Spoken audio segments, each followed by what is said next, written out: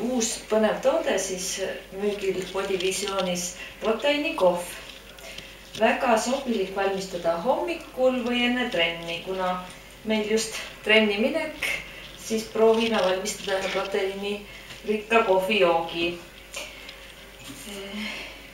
Kõige paremini lahustub ta sellises leiges vees.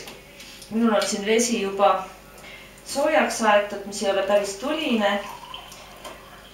Panen siia vee. Ja kuna see kruus ei ole väga suur, siis tervet kulbitäit seda pulbrit siia ei pane, panen natuke vähem. Ja vaatame, kuidas lahustub. Segan ilusti ära. Kuna terves kulbitäies on siis 27 grammi valku, siis siin selles koguses on natuke vähem. Ja eriti hea on see toode just sellepärast, et siia ei ole eraldi suhkrut lisatud. Ja lahustub täitsa hästi. Vaatame ka, kuidas ta siis maitseb.